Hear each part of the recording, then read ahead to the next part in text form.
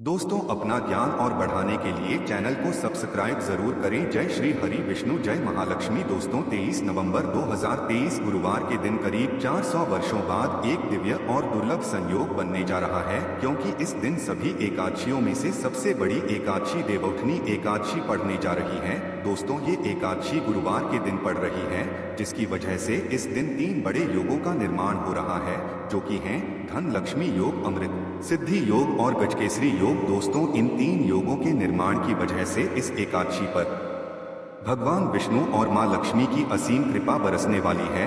और अगर इस दिन आप चुपचाप किसी को बिना बताए तुलसी से जुड़ा ये टोटका कर लेते हैं, तो आपकी सभी समस्याओं का हल संपूर्ण रूप से हो जाएगा। दोस्तों, एक साल में करीब 24 एकादशी पड़ती है और 23 नवंबर को पड़ने वाली एकादशी सभी एकादशियों में सबसे बड़ी मानी जाती है। इसलिए इस दिन तुलसी से जुड़ा ये अचूक उपाय आपकी हर परेशानी को हल कर देगा, चाहे वह धन को लेकर हो या सेहत या संतान की प्राप्ति को लेकर। इसलिए दोस्तों, वीडियो को आखिर तक जरूर देखें। और दोस्तों, अगर आप भी अपने जीवन में भगवान श्री हरि विष्णु की कृपा पाना चाहते हैं, तो इस वीडियो को लाइक करके कमेंट में जय श्री हरि, जय महालक्ष्मी लिखना ना भूलें। दोस्तों, हर साल कार्तिक मास के शुक्ल पक्ष की एकादशी तिथि को देवउठनी एकादशी मनाई जाती है।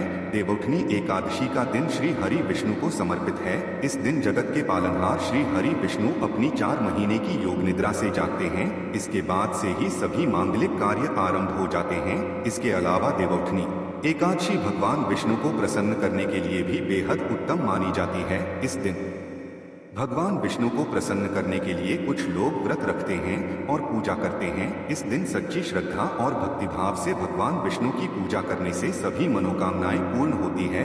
दोस्तों, भगवान विष्णु को प्रसन्न करने के लिए देवउठनी एकादशी के दिन भगवान विष्णु जी को केसर और दूध से, ध्यान से सुनना, जो दूध है उसमें केसर मिलाकर ही केसर युक्त दूध से भगवान विष्णु जी का अभिषेक करना चाहिए। ऐसा करने से ही व्यक्ति के सभी प्रकार की मनोकामनाओं की पूर्ति होती है। इसलिए भगवान विष्णु प्रसन्न होते हैं। यह जो उपाय है, ये शास्त्रों में लिखित उपाय है।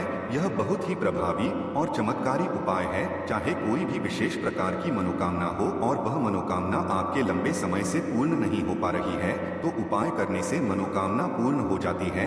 यदि कोई व्यक्ति आर्थिक तौर पर बहुत समस्याओं को झेल रहा है, एकादशी के दिन भगवान विष्णु की पूजा करें, कुछ पैसे अर्पित करें। पैसे अर्पित करते समय आपको बोलना है कि हे भगवान, ये पैसे मैं आपको अपनी आर्थिक उन्नति के लिए समर्पित कर रहा हूँ, कृपया आप इसे स्वीकार करें। इस प्रकार से आपको प्रार्थना करनी है और इसके बाद पूजन के उपरांत इन पैसों को भगवान विष्णु जी का आशीर्वाद के रूप में मानकर आप इसे अपनी तिजोरी में रखें या पर्स में रखें। ऐसा करने से धन लाभ होता है और पैसों से जुड़ी जो भी समस्या आपके जीवन में होती रहती हैं, वे समस्या समाप्त हो जाती है। यह पैसे फिर साधारण पैसे नहीं रह जाते, इसमें भगवान विष्णु की शक्तियाँ जागृत हो जाती हैं। यह साधारण पैसे नहीं होते, इसे आप संभाल कर रखें। यह साक्षात नारायण का आशीर्वाद बन जाते हैं। जहाँ पर नारायण का आशीर्वाद हो, भगवान विष्णु जी का आशीर्वाद हो, वहां पर फिर लक्ष्मी फलती फूलती है। कहने का मतलब है कि आध्यात्मिक उन्नति होती है। दोस्तों, देवउठनी एकादशी के दिन भगवान विष्णु जी को तुलसी के पत्ते के साथ सफेद रंग का भोग जरूर अर्पित करें। इसलिए तो हो सके तो खीर या सफेद रंग के मिष्ठान में भगवान विष्णु जी को भोग लगाना अति उत्तम होता है।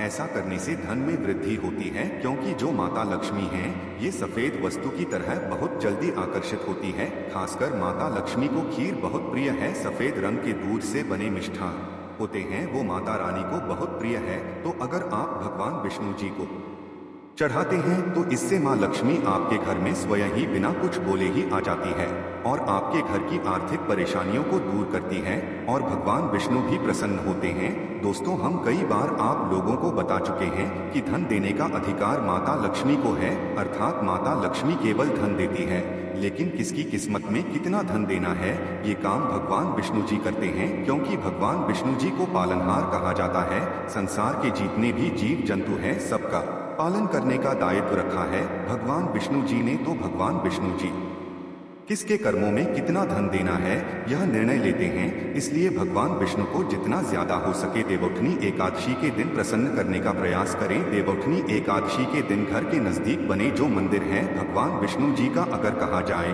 तो इसे अति उत्तम कहते हैं, तो वहां पर भी आप नारियल और बादाम भगवान विष्णु जी के स्वरूप मान करके जो भी देवी देवता है उसे अर्पित कर दें, क्योंकि भगवान विष्णु जी ने स्वयं भगवत गीता में कहा है कि संसार में जितने भी देवी देवताओं की पूजा करते हैं वे सब मेरे ही स्वरूप हैं। इससे आपके रुके हुए भी जो भी कार्य हैं वे पूर्ण हो जाते हैं और उनका परिणाम आपको तत्काल मिलता है। जो आसपास के आपके मंदिर है वहां पर संध्या काल के समय में नारियल और बादाम जरूरत करना, बादाम की संख्या 5 रखना है। साथ ही वीडियो में आइए जानते हैं कि एकादशी में इन बातों का विशेष रूप से आपको ध्यान रखना है। आप सफल हो जाएंगे। सफलता प्राप्त करने के लिए कौन सी भी शेष जानकारियां हैं और उपाय है, आइए जान लेते हैं। दोस्तों, देवोत्थनी एकादशी पर तुलसी विवाह अगर आप कराते हैं तथा अगर विष्णु जी का आप पूजन करते हैं तो विशेष रूप से कुछ आपको सावधानियां रखनी चाहिए, या फिर आप हो सके तो यह उपाय जरूर करना। ये सावधानी जरूर बरतें। दोस्तों, तुलसी के पौधे के चारों तरफ आपको स्तंभ जरूर बनाना चाहिए, फिर तोरण जरूर सजाना चाहिए, रंगोली से अष्टदल कमल जरूर बनाए, शंख चक्र और गाय के पैर, ये तीनों चीजें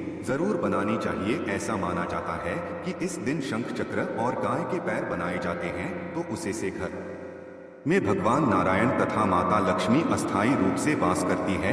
इनकी दिव्य शक्ति सूक्ष्म रूप से आपके घर में वास करती है। तुलसी के साथ आंवले का गमला जरूर लगाना, उनके साथ आंवले का पूजन जरूर करना, क्योंकि आंवले को भगवान विष्णु जी अर्थात नारायण जी के रूप में माना जाता है और तुलसी माता को लक्ष्मी जी का स्वरूप कहा गया है। जिस प्रकार नारायण के बिना तुलसी अधूरी है, उसी प्रकार तुलसी के बिना नारायण भी अधूरी है, अर्थात भगवान जो नारायण है यह आंवले के स्वरूप में विराजमान होते हैं और माता तुलसी जो है ये लक्ष्मी का स्वरूप कही गई है। यह माता तुलसी के रूप में विराजित है। इस दिन हो सके तो तुलसी का पंचोपचार पूजन करना है तो दक्षाश्री का मंत्र तुलसी का आप जरूर जपना। दोस्तों, माता तुलसी जी से बहुत प्रसन्न होती है। इस दिन घी का दीप और धूप जरूर दिखाना। सिंदूर, रोली, चंदन और नैवेद्य 4 चीजें हैं। ये तुलसी माता को चढ़ाने से माता अखंड सौभाग्यवती का प्रदान देती है। पुरुष चढ़ाते हैं तो ऐसे पुरुष के जीवन में फिर विष्णु जी की कमी नहीं होती है, अर्थात धर्म की कमी नहीं होती। ऐसे पुरुष धर्म के मार्ग में चलने वाले होते हैं, धन की कमी कभी नहीं होती। हो सके तो इस दिन तुलसी माता को वस्त्र अलंकार, सुशोभित वस्त्रालंकार आपको भेंट करना है। दोस्तों, लक्ष्मी जी का अष्टोत्तर या दामोदर अष्टोत्र, ये जो पाठ कहे गए हैं यह आपको जरूर करना चाहिए। तुलसी के चारों ओर दीपदान जरूर करें। ऐसा माना जाता है कि जो भी व्यक्ति तुलसी को एकादशी की तिथि में दीपदान करते हैं चारों तरफ, तो ऐसे व्यक्ति को मृत्यु के पश्चात कभी भी अंधेरे की प्राप्ति नहीं होती। कहने का मतलब है कि आप जो दीपदान करते हैं वो दीप प्रकाशित होते हुए आपकी आत्मा को स्वर्ग तक पहुंचाने में मदद करते हैं। हो सके तो दीप दान जरूर करें, और दान करने से हमारे पूर्वजों की आत्मा को शांति मिलती है। जो हमारे पूर्वज जिन्हें किसी कारणवश स्वर्ग की प्राप्ति नहीं हो पा रही है, तो दीप दान करने से उन्हें स्वर्ग की प्राप्ति होती है। दोस्तों, एकादशी के दिन भगवान विष्णु जी को तुलसी जरूर चढ़ानी चाहिए। ऐसा माना जाता है कि इस दिन एक तुलसी का पत्ता चढ़ाने से 10,000 गोदान के बराबर की प्राप्ति होती है। लेकिन आज के दिन जान लीजिए, अर्थात इस दिन देवोत्थनी एकादशी के दिन गलती से भी तुलसी का पत्ता नहीं तोड़ा जाता, जो कि पत्ते आपको पहले से ही तोड़कर रखने हैं। जिन दंपतियों को संतान ना हो तो उन्हें तुलसी नमस्तक जरूर पढ़ना चाहिए, इससे संतान की प्राप्ति होती है। तुलसी नमस्तक के पाठ से शीघ्र ही जिनके विवाह नहीं हो पाते हैं तो उनका शीघ्र ही विवाह हो जाता है, बल्कि जिनका कोर्ट कचहरी के मामले में कोई केस अगर चलता है तो वह समस्या भी दूर हो जाती है। दोस्तों, नए घर में तुलसी का पौधा इस दिन लगाने से श्री हरि भगवान विष्णु जी बहुत प्रसन्न होते हैं और ऐसे घर में सभी प्रकार के मंगलकारी चीज प्रदान करते हैं।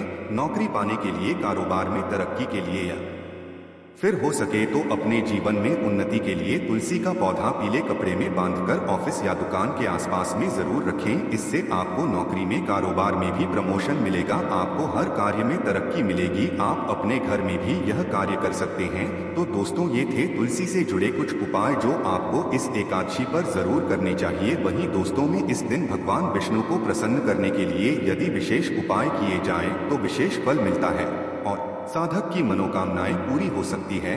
ये उपाय इस प्रकार है। देवोत्थनी एकादशी की शाम तुलसी के पौधे के सामने गाय के घी का दीपक लगाएं और ओम वासुदेवाय नमः मंत्र बोलते हुए तुलसी की 11 परिक्रमा करें। इस उपाय से घर में सुख शांति बनी रहती है और किसी भी प्रकार का कोई संकट नहीं आता। एकादशी पर ब्रह्मा मुहूर्त में उठकर किसी पवित्र नदी में स्नान करें तो जीवन के सभी सुख प्राप्त होते हैं। इसके बाद विधि पूर्वक गायत्री मंत्र का जाप करना चाहिए। स्त्रियों के लिए यह स्नान उनके पति की लंबी उम्र और अच्छा स्वास्थ्य देने वाला माना गया है। यदि आप धन की इच्छा रखते हैं तो एकादशी पर समीप स्थित किसी विष्णु मंदिर जाएं और भगवान विष्णु को सफेद मिठाई या खीर का भोग लगाएं। इसमें तुलसी के पत्ते अवश्य डालें, इससे भगवान विष्णु जल्दी ही प्रसन्न हो जाते हैं। एकादशी पर एक नारियल, थोड़े बादाम भगवान विष्णु के मंदिर में चढ़ाएं। ये उपाय करने से आपको जीवन के सभी सुख प्राप्त हो सकते हैं और अटके कार्य भी बन सकते हैं। एकादशी पर भगवान श्री विष्णु का केसर मिश्रित दूध से अभिषेक करें। यह करने से भगवान विष्णु के साथ माता लक्ष्मी भी प्रसन्न होती हैं और साधक की हर मनोकामना पूरी कर सकती हैं। भगवान श्री विष्णु को पीतांबर धारी भी कहते हैं, जिसका अर्थ है पीले रंग के वस्त्र धारण करने वाला। एकादशी के दिन आप पीले रंग के कपड़े, पीले फल व पीला अनाज पहले भगवान विष्णु को अर्पण करें। इसके बाद ये सभी वस्तुएं गरीबों व जरूरतमंदों में दान कर दें। ऐसा करने से भगवान विष्णु की कृपा आप पर बनी रहेगी। यदि आप निरंतर कर्ज में फंसते जा रहे हैं तो एकादशी पर समीप स्थित किसी पीपल के वृक्ष पर पानी चढ़ाएं और शाम के समय दीपक लगाएं। पीपल में भी भगवान विष्णु का ही वास माना गया है। इस उपाय से जल्दी ही आप कर्ज मुक्त हो सकते हैं। इस दिन दक्षिणावर्ती शंख में जल भरकर भगवान श्री विष्णु का अभिषेक करें। इस उपाय से भगवान विष्णु और मां लक्ष्मी दोनों प्रसन्न होते हैं। धन की कामना रखने वाले साधक एकादशी के दिन नीचे लिखे मंत्र का 5 माला जाप करें। ओम क्लीं श्री। एकादशी के दूसरे दिन किसी ब्राह्मण को भोजन करवाकर उसे दक्षिणा, वस्त्र आदि भेंट स्वरूप प्रदान करें। इससे आपको लाभ हो सकता है। एकादशी पर भगवान विष्णु की पूजा करें और पूजा करते समय कुछ पैसे विष्णु भगवान की मूर्ति या तस्वीर के समीप रख दें। पूजन करने के बाद यह पैसे फिर से अपने पर्स में रख लें। इससे धन लाभ होने की संभावना बन सकती है। काफी कोशिशों के बाद भी यदि आमदनी नहीं बढ़ रही है या नौकरी में प्रमोशन नहीं हो रहा है तो एकादशी पर 7 कन्याओं को घर बुलाकर भोजन कराएं। भोजन में खीर अवश्य होना चाहिए। कुछ ही दिनों में आपकी कामना पूरी हो सकती है। तो दोस्तों, ये थे कुछ उपाय जो कि इसके दिन आपको जरूर करने चाहिए। और आइए अब आपको सुनाते हैं देवउठनी एकादशी की व्रत कथा, जिसको सुनने मात्र से आपके सभी दुखों का नाश हो जाएगा। एक राजा के राज्य में सभी लोग एकादशी का व्रत रखते थे। प्रजा तथा नौकर चाकरों से लेकर पशुओं तक को एकादशी के दिन अन्न नहीं दिया जाता था। एक दिन किसी दूसरे राज्य का एक व्यक्ति राजा के पास आकर बोला, महाराज कृपा करके मुझे नौकरी पर रख लें। तब राजा ने उसके सामने एक शर्त रखी कि ठीक है, रख लेते हैं, किंतु रोज तो तुम्हें खाने को सब कुछ मिलेगा पर एकादशी को अन्न नहीं मिलेगा। उस व्यक्ति ने उस समय हाँ कर ली, पर एकादशी के दिन जब उसे फलाहार का सामान दिया गया तो वह राजा के सामने जाकर गिड़गिड़ाने लगा, महाराज इससे मेरा पेट नहीं भरेगा, मैं भूखा ही मर जाऊंगा, मुझे अन्न दे दो। राजा ने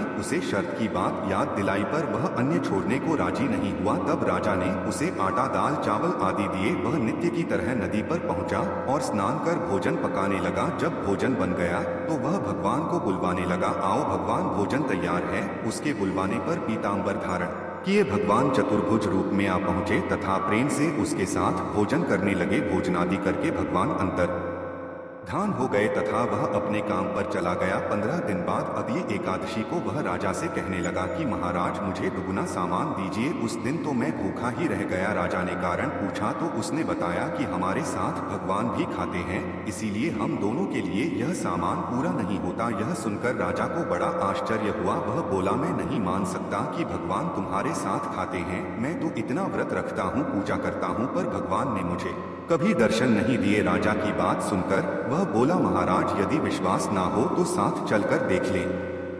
राजा एक पेड़ के पीछे छिपकर बैठ गया। उस व्यक्ति ने भोजन बनाया तथा भगवान को शाम तक पुकारता रहा, परंतु भगवान ना आए। अंत में उसने कहा, है भगवान यदि आप नहीं आए तो मैं नदी में कूदकर प्राण त्याग दूंगा। लेकिन भगवान नहीं आए। तब वह प्राण त्यागना के उद्देश्य से नदी की तरफ बढ़ा। प्राण त्यागना का उसका दृढ़ इरादा जान शीघ्र ही भगवान ने प्रकट होकर उसे रोक लिया और साथ बैठकर भोजन करने लगे। खा पीकर वे उसे अपने विमान में बिठाकर अपने धाम ले गए। यह देख राजा ने सोचा कि व्रत उपवास से तब तक कोई फायदा नहीं होता जब तक मन शुद्ध ना हो। इससे राजा को ज्ञान मिला। वह भी मन से व्रत उपवास करने लगा और अंत में स्वर्ग को प्राप्त हुआ। देव प्रबोधिनी एकादशी की दूसरी व्रत कथा।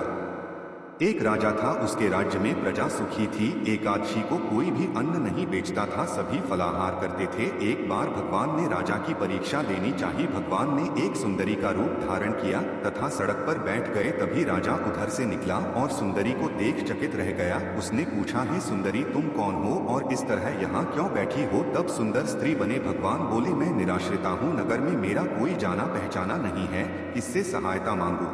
राजा उसके रूप पर मोहित हो गया था। वह बोला, तुम मेरे महल में चलकर मेरी रानी बनकर रहो। सुंदरी बोली, मैं तुम्हारी बात मानूंगी, पर तुम्हें राज्य का अधिकार मुझे सौंपना होगा। राज्य पर मेरा पूर्ण अधिकार होगा। मैं जो भी बनाऊंगी तुम्हें खाना होगा। राजा उसके रूप पर मोहित था, आखिर उसने उसकी सभी शर्तें स्वीकार कर ली। अगले दिन एकादशी थी। रानी ने हुक्म दिया कि बाजारों में अन्य दिनों की तरह अन्न बेचा जाए। उसने घर में मांस मछली आदि पकवाए तथा परोसकर राजा से खाने के लिए कहा। यह देखकर राजा बोला, रानी आज एकादशी है, मैं तो केवल फलाहार ही करूंगा। तब रानी ने शर्त की याद दिलाई और बोली, या तो खाना खाओ, नहीं तो मैं बड़े राजकुमार का सिर काट लूंगी। राजा ने अपनी स्थिति बड़ी रानी से कही तो बड़ी रानी बोली, महाराज धर्म न छोड़े, बड़े राजकुमार का सिर दे दे, पुत्र तो फिर मिल जाएगा पर धर्म नहीं मिलेगा। इसी दौरान बड़ा राजकुमार खेलकर आ गया। माँ की आंखों में आंसू देखकर वह रोने का कारण पूछने लगा तो माँ ने उसे सारी वस्तुस्थिति बता दी। तब वह बोला, मैं सिर देने के लिए तैयार हूँ, पिताजी के धर्म की रक्षा होगी, जरूर होगी। राजा गुहकी मन से राजकुमार का सिर देने को तैयार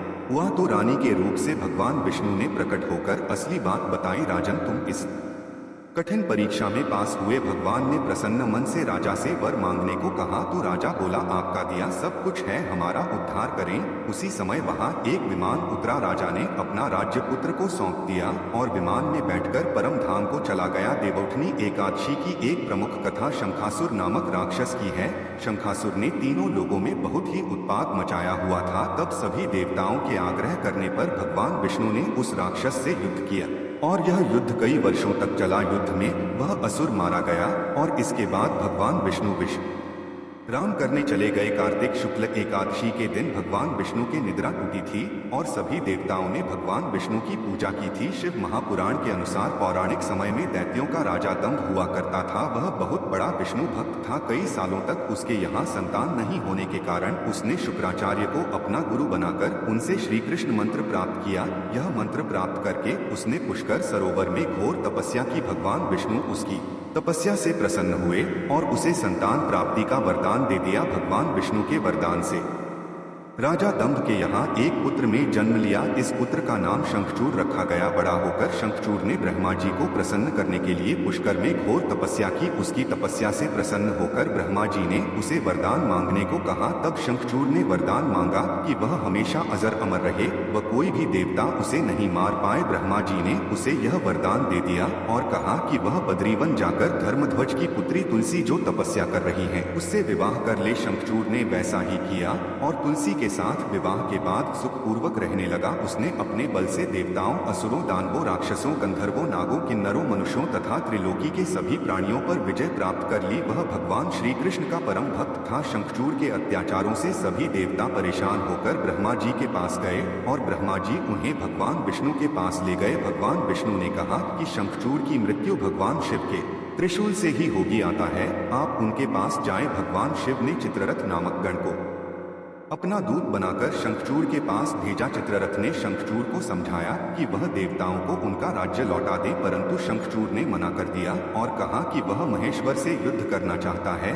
भगवान शिव को जब यह बात पता चली तो वे युद्ध के लिए अपनी सेना लेकर निकल पड़े। इस तरह देवता और दानवों में घमासान युद्ध हुआ, परंतु ब्रह्मा जी के वरदान के कारण शंखचूड़ को देवता नहीं हरा पाए। भगवान शिव ने शंखचूड़ का वध करने के लिए जैसे ही अपना त्रिशूल उठाया तभी आकाशवाणी हुई कि जब तक शंखचूड़ के हाथ में श्रीहरि का कवच है और इसकी पत्नी का सतीत्व अखंडित है तब तक इसका वध असंभव है। आकाशवाणी सुनकर भगवान विष्णु वृद्ध ब्राह्मण का रूप धारण कर शंखचूड़ के पास गए और उससे श्रीहरि कवच दान में मांग लिया। शंखचूड़ ने वह कवच बिना किसी संकोच के दान कर दिया। इसके बाद भगवान विष्णु शंखचूड़ का रूप बनाकर तुलसी के पास गए। शंखचूड़ रूपी भगवान विष्णु ने तुलसी के महल के द्वार पर जाकर अपनी विजय होने की सूचना दी। यह सुनकर तुलसी बहुत प्रसन्न हुई और पति रूप में आए भगवान का पूजन किया, भ्रमण किया। ऐसा करते ही तुलसी का सतीत्व अखंडित हो गया और भगवान शिव ने युद्ध में अपने त्रिशूल से शंखचूड़ का वध कर दिया। तब तुलसी को पता चला कि वे उनके पति नहीं हैं, बल्कि वे तो भगवान विष्णु हैं। क्रोध में आकर तुलसी ने कहा कि आपने छलपूर्वक मेरा धर्म भ्रष्ट किया है और मेरे पति को मार डाला। आत्म मैं आपको श्राप देती हूँ, क्या आप पाषाण होकर धरती पर रहे? तब भगवान विष्णु ने कहा, देवी तुम मेरे लिए भारतवर्ष में रहकर बहुत दिनों तक तपस्या कर चुकी हो। तुम्हारा यह शरीर नदी रूप में बदलकर गंडकी नामक नदी के रूप में प्रसिद्ध होगा। तुम पुष्पों में श्रेष्ठ तुलसी का वृक्ष बन जाओगी और सदा मेरे साथ रहोगी। तुम्हारे रात को सत्य करने के लिए मैं पाषाण बनकर रहूंगा। गंडकी नदी के तट पर मेरा वास होगा। देव प्रबोधिनी एकादशी के दिन भगवान शालिग्राम व तुलसी का विवाह संपन्न कर मांगलिक कार्यों का प्रारंभ किया जाता है। हिंदू धर्म मान्यता के अनुसार इस दिन तुलसी शालिग्राम विवाह करने से अपार पुण्य प्राप्त होता है। जय माता लक्ष्मी। धन्यवाद।